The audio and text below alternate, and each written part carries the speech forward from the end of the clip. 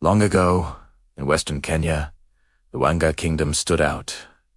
Among the many communities of the land, the Wanga were highly organized, with kings known as Nabongos ruling over them. And among these rulers was Nabongo Mumia, the most famous of all. Born in the late 1800s, Mumia inherited leadership at a time of great change. His people respected him, not just as a warrior, but also as a clever diplomat. Unlike many neighboring leaders who resisted outsiders, Mumia chose a different path. When Arab and Swahili traders entered the region, he welcomed them, and trade flourished. Ivory, hides, and even slaves were exchanged for guns, beads, and cloth. Later, when the British colonialists arrived, Mumia saw another opportunity. He allied with them, believing cooperation would strengthen his kingdom. With British support, he expanded his influence, becoming the recognized ruler of many surrounding communities. The colonial government even made him the official chief of Western Kenya, and so Mumia's palace at Mumia's town became a center of power. People from all over came to pay tribute, settle disputes, and trade. For a time, he was one of the most influential leaders in the region. But this alliance had consequences. While his kingdom grew in prominence, British control also deepened. Gradually, the Wanga Kingdom's independence faded as the colonial administration took over more authority. But let's start right at the beginning. Long before the arrival of outsiders, the Wanga people had their own system of governance and social structure. The kingdom is believed to have been founded around the 16th century. The term Wanga itself means the people, or our people in the local dialect, reflecting their identity as a community. At the heart of their society was the king, known as the Nabongo. This title didn't just mean a king. It was a symbol of authority, wisdom, and unity. Each Nabongo was expected to be not only a strong leader, but also a representative of their culture and traditions.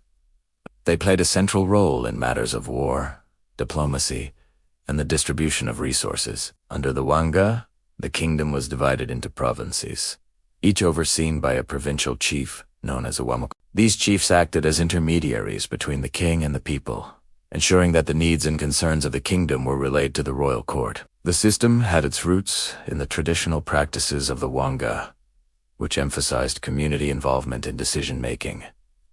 The king didn't rule alone. He had a council of elders, advisors, and officials who assisted him in governing. This ensured that important decisions were well thought out and represented the interests of the community. As we can know it, the history of the Wanga Kingdom began during the reign of Nabongo. It was during his leadership that the kingdom started to take shape and gain recognition among the surrounding communities. He laid some of the foundations that future rulers, including Mumia, would build upon. Nabongo Mumia came to power in the early 20th century, inheriting a kingdom at a critical juncture. The world was changing rapidly, and the arrival of new people with different cultures and values was transforming the landscape of his homeland. Mumia found himself at a crossroads, needing to balance his people's traditions with the challenges of this new era. Yet Mumia was not just a passive figure in these events.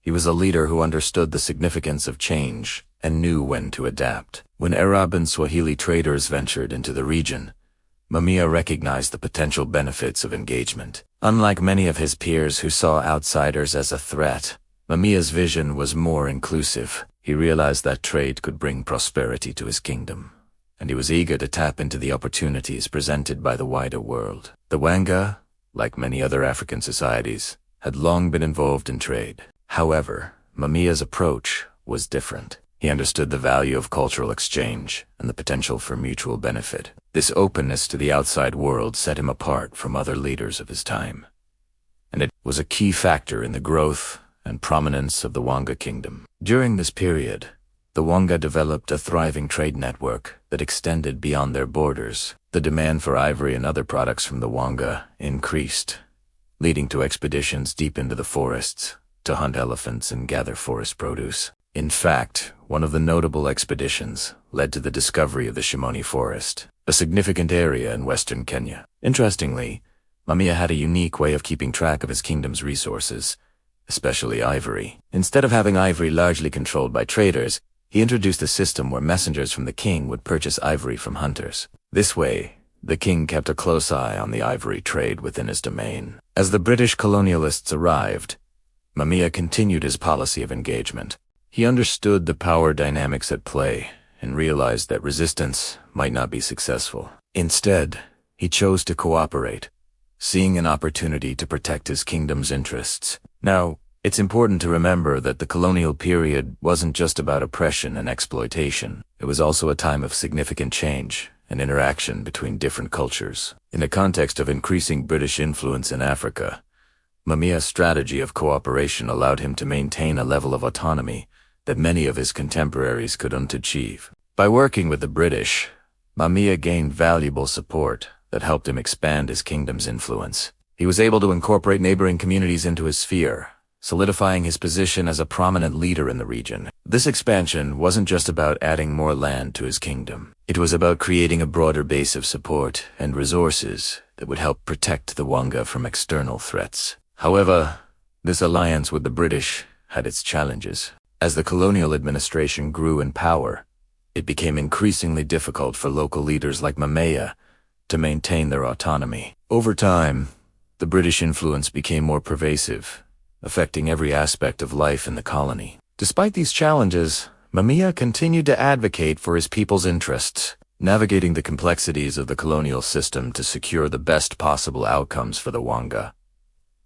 Even as the Wanga Kingdom's independence faded, Mumia's legacy remained. He was a symbol of the kingdom's resilience and adaptability in the face of immense challenges. One of the factors that contributed to the growth of Mumia's power was his ability to unite people from different backgrounds. Under his leadership, the Wanga Kingdom wasn't just a collection of communities bound by ethnicity or language, but a melting pot of cultures brought together by a shared sense of identity and purpose. This inclusivity was particularly evident in the royal court, where individuals from diverse communities were appointed to positions of authority based on their skills and loyalty rather than their background. Such policies fostered a sense of unity and loyalty that extended beyond ethnic boundaries, creating a strong base of support for Mumia and the kingdom. Mumia's palace at Mumia's town was more than just a residence for the king. It was a hub of activity and a symbol of the kingdom's power and prosperity. Located in what is today Western Kenya, the palace was strategically positioned to oversee much of the kingdom's territory. This central location allowed Mumia to keep a close eye on activities throughout his domain and respond quickly to any issues that arose. It was here in the palace that Mumia carried out his duties as the king of the Wanga. He received visitors, settled disputes, and made decisions that affected the entire kingdom. The palace was a place where justice was served and order was maintained, ensuring the smooth functioning of the Wanga state. Moreover, the palace was a center of cultural and economic activity. It was here that important ceremonies and rituals were performed, showcasing the rich traditions and customs of the Wanga people. The court was also a venue for trade and diplomacy, attracting merchants and emissaries from far and wide. Mumia used these interactions to not only promote trade, but also to enhance the kingdom's prestige and influence. As the years went on, the palace became a testament to the kingdom's growth and prosperity under Mumia's rule. Nabongo Mumia's impact on the Wanga Kingdom was profound and multifaceted. He was a leader who navigated complex circumstances, balancing tradition with change, and he left an indelible mark on his people and their history. Today, the memory of Nabongo Mumia lives on in the town named after him. Mumia. It stands as a reminder of his legacy and the profound impact he had on the region. The town serves as a center of trade and commerce, much like the palace did during Mumia's time, reflecting the economic importance of the area. Additionally, efforts are being made to preserve the historical sites related to Mumia and the Wanga Kingdom, such as the palace ruins, ensuring that future generations can learn about their rich heritage and the contributions of their ancestors. As we conclude our journey through the history of Nabongo Mumia and the Wanga Kingdom, let us reflect on the lessons his story offers us. Mumia was a visionary leader who understood the importance of adapting to change while staying true to his roots. He showed us that in times of uncertainty, diplomacy and strategic alliances can be powerful tools to protect one's people and advance their interests. At the same time, his story reminds us of the complexities of history and the challenges of preserving cultural identity in the face of external pressures. Mumia's legacy is a reminder of the need to be vigilant in safeguarding traditions and resisting forces that threaten to erode cultural diversity. Thank you for joining me on this journey through time. If you enjoyed this episode, please give it a thumbs up. Your support means a lot. Don't forget to subscribe for more fascinating stories from African history. Until next time, stay curious and keep exploring the rich tapestry of our past. Stay tuned for more.